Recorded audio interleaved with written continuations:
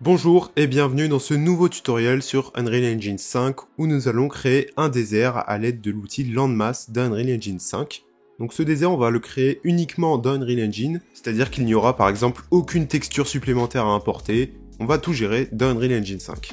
Et juste avant de commencer, je tiens donc à dire que j'ai sorti 3 nouvelles formations, à savoir une pour apprendre les bases d'Unreal Engine 5, une pour apprendre à créer un jeu vidéo de A à Z jusqu'à l'exportation, et celle que je viens de terminer, la création d'un jeu d'horreur de A à Z, où vous apprendrez tous les aspects et les mécaniques d'un jeu d'horreur. Voilà, premier lien en description, tout est sur le site, je vous laisse aller voir.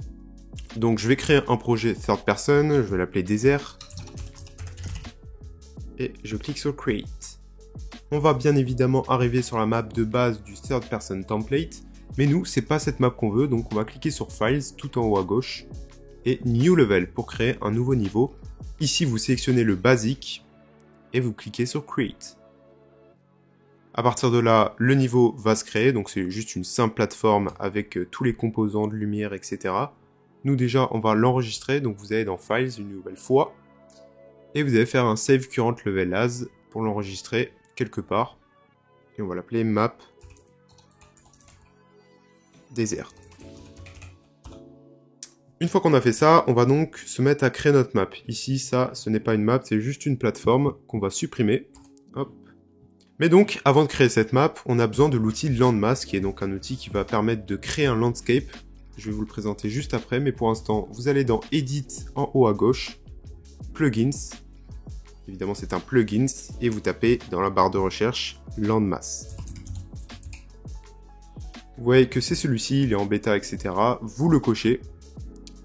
On va nous dire qu'il est en version bêta, oui. Et on va redémarrer notre projet, vous cliquez sur Restart Now. On va donc revenir dans notre projet, donc on va pouvoir supprimer la fenêtre plugin. Alors on est revenu dans cette map ici, vous resélectionnez votre map désert, voilà. Et dans Selection Mode, on va passer en mode Landscape. Voilà, ici. Ici donc, tout le quadrillage vert que vous allez voir ici, ça va désigner le landscape, donc la prévisualisation du landscape que l'on va créer. Vérifiez bien que d'ailleurs vous avez coché Enable Edit Layer, donc pouvoir modifier les différentes couches de terrain.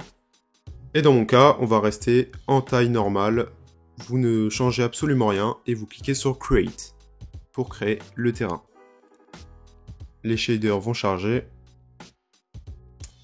Et voilà, ça va bien créer notre terrain. Maintenant, nous, ce qu'on veut, c'est la forme d'un désert et surtout le matériau d'un désert. Et donc pour ça, ce qu'on va faire, c'est que vous allez aller dans le plus. Donc déjà, on va quitter le Landscape Mode. On revient en sélection. Et vous allez cliquer sur le plus ici, le plus vert. Et on va aller dans Quixel Bridge, qui est donc la librairie Megascan. Donc on va la mettre en plein écran ici. Et ici on va rechercher quelque chose concernant du sable, donc sand en anglais. Voilà. Ensuite on va aller dans surface, évidemment c'est une surface, c'est un matériau. Là ici ça va nous proposer différents types de sable. Et nous ce qu'on va vouloir c'est le sand ici. Et on va avoir le choix entre beach et désert, donc entre plage et le désert. Nous, ce qu'on veut, c'est un désert. On clique sur la partie désert. Alors là, évidemment, à ce moment-là, vous choisissez le matériau que vous voulez. Ça, c'est selon vos choix. Ouais, je vais sélectionner celui-ci, là, le Bright Desert Sand. Je vais télécharger la meilleure qualité. Dans le cadre du tuto, ça va être mieux. Faites attention, mettons que vous créez, je ne sais pas, un open world dans le désert. Faites attention avec des matériaux de haute qualité pour vos performances, hein, c'est important. Donc moi, dans mon cas, je vais télécharger la meilleure qualité. On clique sur Download pour télécharger. Ici, on va voir le petit temps de chargement qui va apparaître. Ça va aller assez rapidement dans mon cas. Et une fois qu'il est arrivé à 100%, vous cliquez sur plus Add pour l'ajouter à votre projet. Une fois que c'est fait, on peut revenir dans notre projet. Et ici, dans le Content Drawer, on va avoir un nouveau dossier Megascan qui va apparaître. On double-clique dessus. Surface. Donc les matériaux, et ici on voit le dossier de notre matériau, on double-clique dessus, et on retrouve notre matériau avec ses textures. Alors évidemment, on va vouloir ajouter ce matériau à notre terrain, donc vous sélectionnez le terrain que vous venez de créer, vous vérifiez bien qu'il est sélectionné, ici le Landscape, et on va descendre dans ses paramètres, jusqu'à Landscape Material ici, on va déplier le Content Drawer, alors je vais un petit peu le baisser, pour qu'on puisse bien l'ajouter. Et vous prenez son matériau, ici vous maintenez le clic et vous le glissez dans le landscape matériel. De cette façon, ça va un petit peu charger, donc je vais me rapprocher. Et voilà, on voit bien que si on se rapproche, le matériau c'est bien assigné au landscape. Alors dans un premier temps, ce qu'on va faire, c'est que vous allez rentrer dans votre matériau, donc vous double-cliquez dessus. Donc vous voyez que ce n'est pas la même interface qu'un matériau habituel, c'est parce que c'est une instance de matériau. C'est-à-dire que ce matériau en vérité hérite de ce matériau ici, du M_MS Surface Material, qui est donc le matériau de base de tous les Megascans. Et le fait que ce soit une instance, ça nous permet de facilement modifier les détails. Et donc justement, en parlant de détails, on va aller dans l'onglet Global, et on va cocher le tout premier paramètre, le Tiling, et on va rentrer dedans, vous le dépliez, et là en fait c'est la taille du matériau, la taille que va faire le matériau dans notre map. Là on voit qu'il a une valeur de 1, mais nous ce qu'on va vouloir c'est qu'il soit à une taille plus élevée, parce que regardez, si on joue, donc pour jouer, je vais placer un Player Start, donc dans Basic, on va le prendre et vous le glissez ici. Et si on clique sur jouer, on va voir que donc, notre mannequin apparaît bien, mais surtout que le matériau est très petit par rapport à la taille de notre mannequin. Pour ça, pour le tiling X et Y, vous allez mettre non pas 1, mais 0, 1. De cette façon, vous voyez bien ici qu'il a été zoomé. On peut save. Et si on rejoue, on voit bien que le matériau est beaucoup plus grand, beaucoup plus zoomé, et donc il est à la bonne taille par rapport à notre mannequin. Bon, maintenant c'est bien, on pourrait dire qu'on a fini, mais ce n'est pas le cas parce qu'un désert, ça a quand même des dunes, pour avoir un désert un petit peu plus réaliste que ce qu'on a là. Donc pour ça, on va recliquer sur Selection Mode et resélectionner le Landscape. Quand on crée un Landscape, en fait, ça va créer une couche, donc ici le Layer, qui est donc littéralement le terrain, et là on voit qu'on a une icône Blueprint. Cette icône Blueprint, justement, c'est le Landmass, donc on a rajouté en le cochant dans les plugins, et quand on le sélectionne, ici dans les Tool Settings, dans le Blueprint Brush, si on déplie, on va pouvoir sélectionner 3 options de Custom Brush, et nous on va sélectionner le Material Only. Vous le sélectionnez, vous cliquez dessus, et ça va nous permettre, vous allez voir, donc on va s'éloigner, donc là pour l'instant ça n'a rien fait, ça n'a rien créé, mais dès qu'on va cliquer sur notre terrain, voilà, ça va créer toutes ces formes-là. Donc pour ceux qui ne le savent pas, le Landmass, ça va être une option de déformation terrain. C'est un outil qu'on utilise pour avoir des terrains un petit peu plus réalistes que l'outil Landscape habituel. Voilà, donc par défaut, le Custom Brush Material Only, ça va créer cette forme. Nous, on veut pas cette forme, on veut une forme de désert sur toute la map. Donc pour ça, vous allez remonter, en tout cas dans mon cas, je vais remonter, jusqu'à Brush Settings, et ici, je vais déplier le matériel. Voilà. Ici, donc on voit que c'est un matériel personnalisé, M_Sample Brush. Et vous allez cliquer dessus pour en sélectionner un autre. Et avant de vous mettre à chercher, on va aller dans la petite icône paramètres ici, vous cliquez dessus.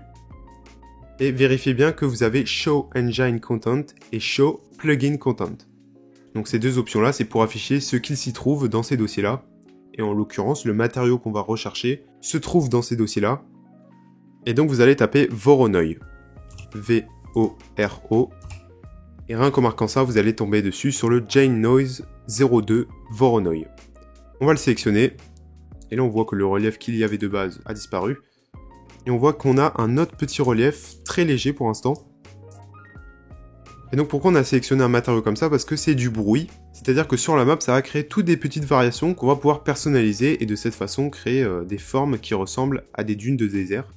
Voilà, ici on va pouvoir régler plusieurs paramètres. Déjà l'Elevation Scale, c'est-à-dire l'élévation du terrain. Donc par exemple si je mets 5000, on va voir que le terrain va s'élever et va donc créer des formes plus prononcées. À partir de là, on a également le paramètre Tiling qui lui va gérer la taille. Donc plus je mets une taille petite, plus le bruit, donc qui sont les variations, va être zoomé. Par contre si je mets une valeur plus grande, on va voir que ça va se réduire et ça va créer des formes qui vont être beaucoup plus petites. À ce niveau-là, on va revenir au tiling de base. Et nous, ce qu'on va vouloir récupérer, c'est les arêtes du terrain. Donc pour ceux qui ne le savent pas, les arêtes, c'est un terme en géométrie qui en gros sont les droites qui délimitent les deux faces. Par exemple, sur ce terrain-là, regardez mon curseur, on voit bien que l'arête, c'est tout ici. Ça va être en gros la ligne du sommet. Et si vous voyez bien la forme d'une dune, ça va être principalement des arêtes comme ça. Et donc on va faire ça grâce aux octaves qu'on ne va non pas mettre à 7, mais à 1. Et voilà, c'est ce que je vous expliquais. Donc là, c'est un petit peu trop abusé. On va régler ça juste après, mais regardez. il nous reste que les arêtes ici, qui délimitent les deux côtés. Et donc ça va donner un petit peu cette forme de dune. Donc évidemment, à partir de là, au tiling, on va mettre une valeur beaucoup plus grande pour la taille, donc on met 1. Et voilà, déjà ça va créer quelque chose d'un petit peu moins zoomé. Alors à partir de ce moment-là, ce qu'on peut faire, c'est qu'on va revenir dans notre content drawer. On va aller dans caractère, mannequin ici, et mesh. On va récupérer le mannequin pour avoir sa taille, et on va le glisser comme ça dans notre landscape. Et de cette manière, on va pouvoir comparer la taille du mannequin par rapport à notre landscape. On voit qu'ici, les tailles sont un petit peu trop grandes. Donc là, ce qu'il va falloir faire, c'est augmenter le tiling, par exemple à 2. Sauf qu'ici, ça va dézoomer le bruit et ça va créer donc des formes beaucoup plus raides.